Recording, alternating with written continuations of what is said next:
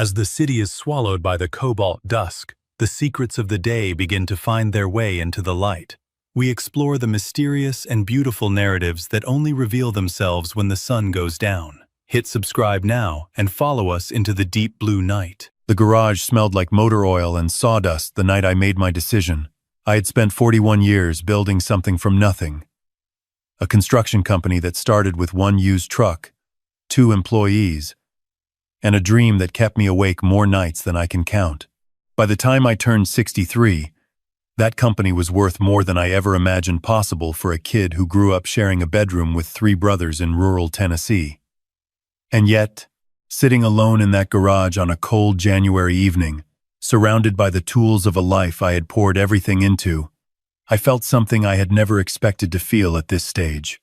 Invisible, not to the world, to my own children.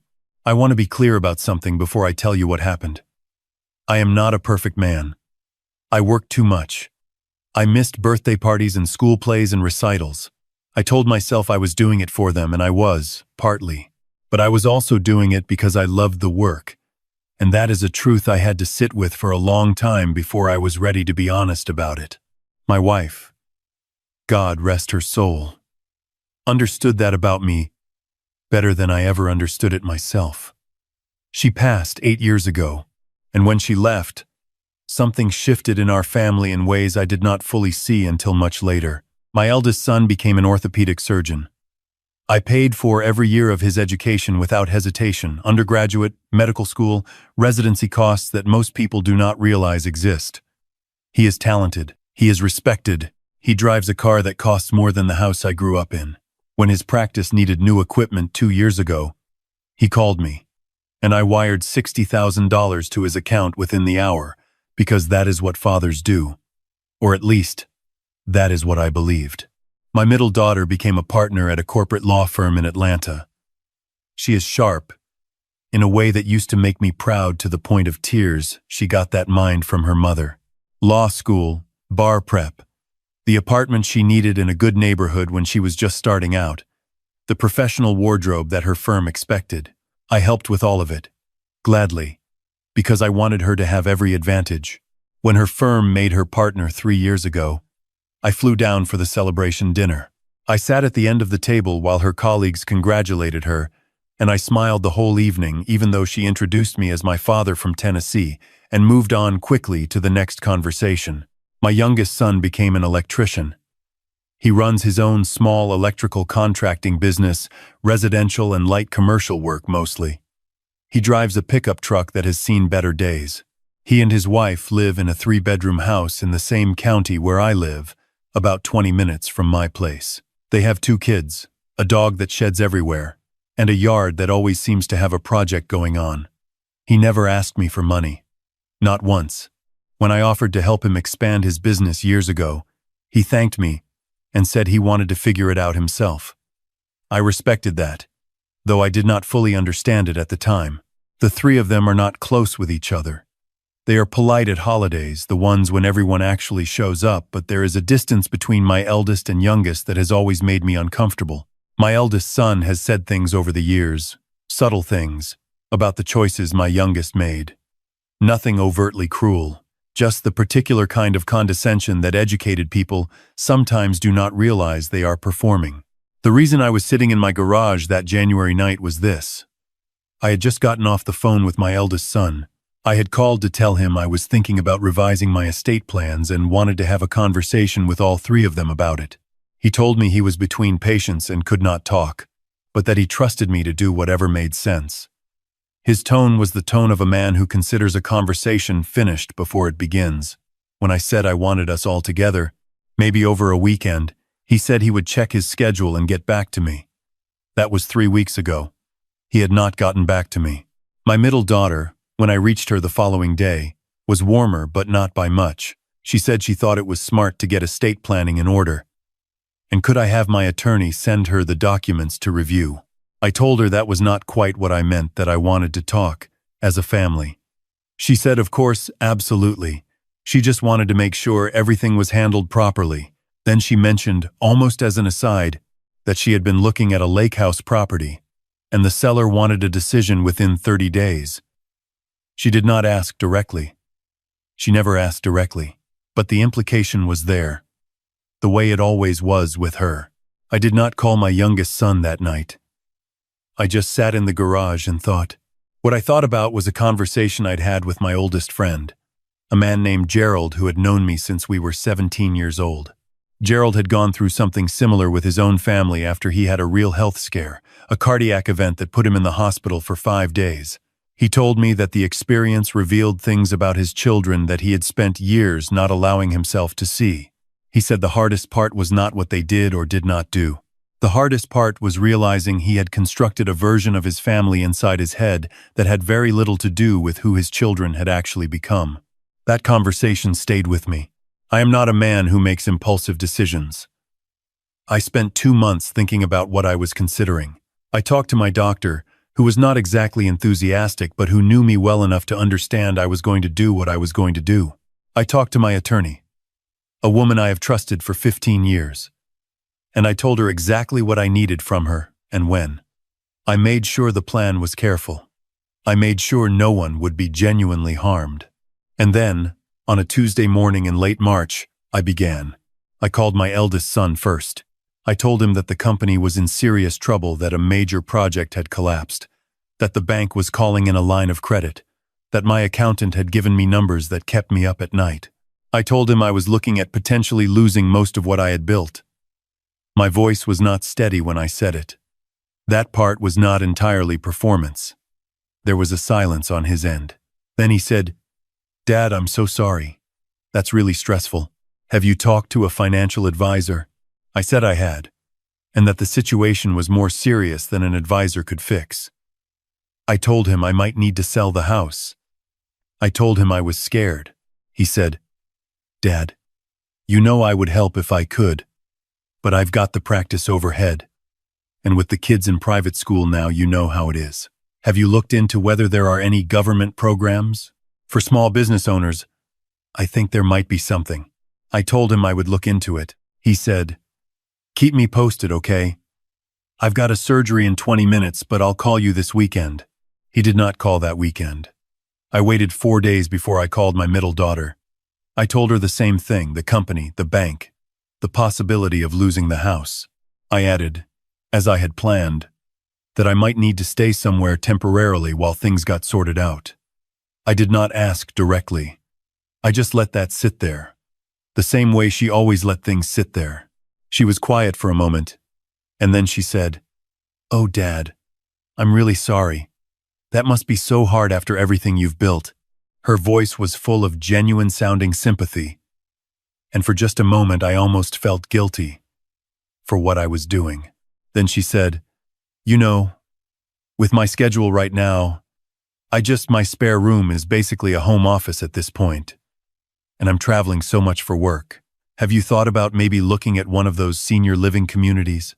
Some of them are really lovely, not like the old nursing homes, and you'd have people around." I was 66 years old. I had run a multi-million-dollar company for 4 decades. She continued, "Also, I don't want to bring this up at a bad time, but the lake house I mentioned, the seller moved the deadline up. I've been going back and forth on it, but honestly the location is perfect, and it's probably going to be gone by next month." I told her I understood about the spare room. I told her I would look into her other suggestion. I did not mention the lake house. That night, I drove to my youngest son's house unannounced. I had not done that in years.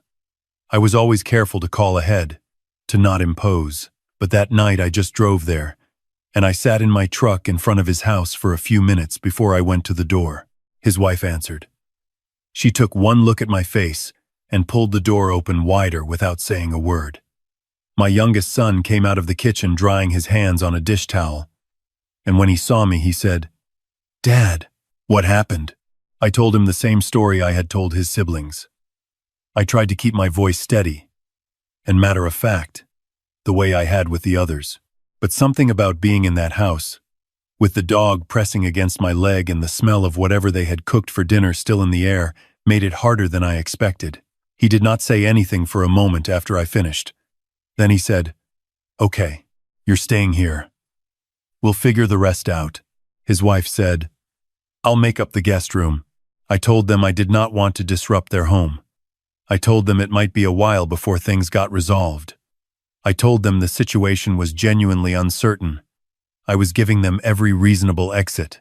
My youngest son looked at me like I had said something slightly ridiculous. He said, "Dad, you're not a disruption. You're my father. Stop talking like you have to earn a place here." I did not trust my voice right then. So I just nodded. I stayed for 11 days. I want you to understand what those 11 days actually looked like, because it matters. My youngest son got up every morning at 5:30 to get to his first job by 7. His wife worked the early shift at the hospital 3 days a week. She is a physical therapist, and on those mornings, one of them would ask me to listen for the kids until they woke up. So I made my grandchildren breakfast. I sat with them while they got ready for school. I drove them once when both parents had scheduling conflicts, and my granddaughter fell asleep against my arm on the way home from school, and I sat there for 20 minutes in the driveway not wanting to move. On the third day, my youngest son's truck needed a repair that he did not have the cash for right then. A part that was going to cost $400 that he needed for a job the following week. I overheard him on the phone with the parts supplier. That evening at dinner he mentioned it casually, the way people mention problems they are already solving. I offered to help. He said absolutely not. That I had my own situation to deal with. That he would work it out. He worked it out. He called in a favor from a supplier he had a relationship with and arranged to pay when the job came through. He did not ask me for a single dollar the entire time I was there. On the 7th day, his wife found me sitting on the back porch after everyone had gone to bed. She sat down next to me without asking why I was up. And we talked for almost 2 hours about my wife. About what it had been like watching my company grow, about what she and my youngest son were hoping for over the next few years. She was not performing kindness. She was just present in the uncomplicated way that some people are. And it struck me that I had never properly appreciated her. On the 9th day, my eldest son sent me a text message. It said he had been thinking about my situation and had talked to a colleague who knew someone at a financial consulting firm. He included a phone number. He signed it with his name, not love or talk soon. Just his name. My middle daughter called on the 10th day. She had found, she told me, a very well-reviewed independent living facility about 40 minutes from her office in Atlanta. She had already looked at their website. She read me some of the amenities. Her voice was kind and practical, and it sounded exactly like the voice she used when she was wrapping up a client call. On the 11th morning, I called my attorney and told her it was time. She arrived at my youngest son's house at 10 in the morning, and I had asked the previous evening if my eldest and my middle daughter could also be there. I had told each of them separately that there had been a development with the company situation. Something that required everyone to hear together. My eldest son drove up from Nashville. My middle daughter flew in from Atlanta. This, I noted, they managed to do within 18 hours. We sat in my youngest son's living room. My attorney set her briefcase on the coffee table. My eldest son was looking at his phone. My middle daughter was looking around the room in a way that was not quite rude, but was not quite not rude either. My youngest son was sitting next to his wife with his elbows on his knees, looking at me with an expression I could not entirely read. My attorney opened the briefcase. She explained, methodically and without editorial, that the financial situation I had described to my children was not real, that the company was not in trouble, that there was no bank calling in a line of credit, that I was in fact in a stronger financial position than most people would guess, that the company, the properties, the investments, and the liquid assets totaled approximately $4.8 million in net worth. She placed a one-page summary on the coffee table. My eldest son stopped looking at his phone. My middle daughter became very still. My youngest son stared at me. His wife put her hand on his arm. My attorney continued. She explained that I had made decisions about my estate that I wanted to communicate directly and in person, that I believed clarity now was kinder than ambiguity later. She slid 3 envelopes across the table. My youngest son's envelope contained documentation transferring to him immediately 20% ownership of the company, the residential contracting division specifically, which aligned with his skills, and which I had quietly restructured over the preceding 2 months. It also contained a property deed. Not the main house. A piece of land I owned outside of town, 12 acres, that he and his wife had once mentioned, in passing, would be a perfect place to build if they ever had the means, and a check for $240,000, which I had calculated to represent what I estimated his siblings had received from me over the years in direct financial support. Support he had never asked for or received. I looked at my youngest son when my attorney finished reading. He was looking at the envelope in his hands and not at me, and I could see from the angle of his jaw that he was working very hard to hold himself together. His wife was crying without making any noise. He finally looked up. He said, "Dad, you didn't have to." I said, "I know I didn't have to." That's the point. My middle daughter's envelope and my eldest son's envelope each contained documentation as well. They would each receive an inheritance upon my death, as any parent would provide meaningful amounts that would make a difference in their lives. But it was structured differently than what either of them had likely imagined. More importantly, there were conditions, not punitive ones, not designed to humiliate, but real ones. Each of them was required to spend 1 year before any distribution was made, participating in a structured community engagement commitment. My attorney had already spoken with 2 organizations.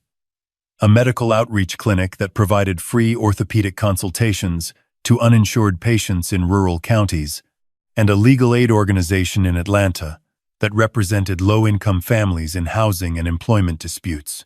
My eldest son's surgical skills were needed in one. My middle daughter's legal expertise was needed in the other. 40 hours each. Not writing a check. Actually showing up. My middle daughter said, "Dad, I don't," and then stopped. My eldest son said nothing. He was looking at the summary page on the coffee table. I said what I had been rehearsing and also what I had never planned, which was somehow both things at once. I told them that I did not do this to punish them. I told them I had been thinking for a long time about what kind of father I had been and what kind of father I still wanted to be, and that part of being that kind of father meant being honest about what I had seen during those 11 days. I told them that I loved them in the way that parents love children completely and without condition, and also with a grief that I could not entirely name for the people they had become when I was not paying attention. I told my eldest son that I remembered the summer he was 12, and we built a deck together on the back of the house, and that the version of him who had handed me boards and asked 100 questions and eaten 3 sandwiches for lunch was a person I missed. I told him I hoped that person was still in there somewhere, and that I believed he was, and that I thought those 40 hours might help him find his way back to something he had set down without noticing. I told my middle daughter that she had her mother's mind, and that her mother had used that mind to take care of people who needed taking care of, and that I did not think she had forgotten that I thought she had just gotten very busy. I told her I understood busy. I had spent most of my life being busy.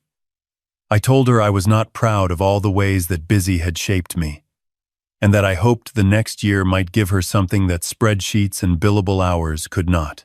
Neither of them said much after that. My eldest son stood up and walked outside for a few minutes. When he came back in, his face was different. Not resolved, not at peace, just different. He said, "I need some time with this." I told him to take as much time as he needed. He shook my hand before he left, and then, at the door, he turned around and hugged me. It lasted about 3 seconds. It was the first time he had done that in longer than I could remember. My middle daughter sat for a while after he left. She said, "I suggested a senior living facility." She said it quietly, to the middle distance, not to me. Then she said, "I'm sorry, Dad." I told her I knew. She hugged me longer than her brother had. After they both left, I sat alone in the living room for a few minutes. My youngest son came in from where he had been standing in the kitchen doorway, giving his siblings room. He sat across from me and looked at me with the same expression he'd had when I showed up at his door. He said, "How long were you planning this?" I said, "Long enough to be sure." He said, "The truck repair. The $400. You offered that night. I said yes. He was quiet for a moment. Then he said, I don't want the company steak because of this, Dad. I want it because I earned it. I looked at him and said, Son, I know that. That's why you're getting it. He looked down and nodded slowly, and I could see him deciding to accept that. Not easily, but genuinely. That evening, my youngest son's family made dinner a real one. The kind that takes a while, where everyone is moving around the kitchen and someone is setting the table and a kid is being underfoot for no useful reason. My granddaughter asked me to sit next to her. My grandson, who is 7 and deeply serious about things he has decided are important, told me at length about a project he was building in the backyard. The dog put his head in my lap at some point, and nobody made him move.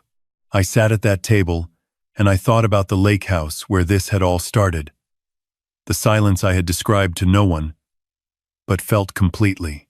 I thought about Gerald, and the cardiac event that had forced clarity on him without his permission. I thought about my wife, and what she would have made of all of this, and I decided she would have said I had waited too long, and also that I had done it right. I am not telling this story because I am proud of myself. I made mistakes for many years that contributed to the distance I was trying to cross. Testing your children is not a thing any parent should have to do. And if I am being honest, a part of me wishes I had found a different way to understand what I came to understand. But I was 66 years old and I was running out of patience for the version of my family that existed only in my imagination. And sometimes the only way forward through a thing is straight through it. What I know now, that I did not know clearly before, is this. The people who show up when you have nothing to offer them are showing you something that cannot be faked, cannot be performed, and cannot be purchased. My youngest son did not take me in because of what I might leave him. He took me in because in his understanding of the world, that is simply what you do when someone you love needs a place to land. His wife did not sit with me on that porch because of any calculation. She sat there because she is the kind of person who notices when someone needs company. I do not know what my eldest son will find in those 40 hours at the rural clinic. I do not know what my middle daughter will carry home from the legal aid cases she takes on. Maybe nothing will shift. Maybe they will fulfill the requirement and walk away unchanged. I have made peace with that possibility. What I could give them, I gave not just the material things, but the chance to see themselves clearly and decide what to do with that. My attorney called me a week later to ask how I was doing. I told her I was good. She paused and said, You know, in 20 years of estate work, I've seen a lot of ways families come apart over money. I don't see many where someone tries this hard to hold one together. I told her I had a good teacher. She asked who. I said I had an 11-year-old version of my youngest son who used to hand me boards and trust that we were building something worth building. On Sunday mornings now, I drive over to my youngest son's house and we have coffee on the back porch while his kids do whatever kids do on Sunday mornings. Sometimes we talk. Sometimes we just sit there, listening to the neighborhood come awake. His truck is still the same truck, a little more banged up than before. Mine is too. There is a kind of quiet I have found in the past months that is completely different from the quiet in my garage that January night. That one was the silence of a man who felt he had poured himself out for nothing. This one is the silence of someone who went looking for the truth about the people he loves and found, in the most unexpected place, exactly what he needed to find. I think about my wife most evenings. I think she would have known all along which envelope to open first. She always did understand our youngest boy better than I did. Better than any of us. If there is anything I want to leave you with, it is this. Do not wait for a crisis, real or otherwise, to find out who is in your corner. Do not assume the people who received the most from you will be the ones who give the most back. And do not, under any circumstances, confuse a person's ambition for their character.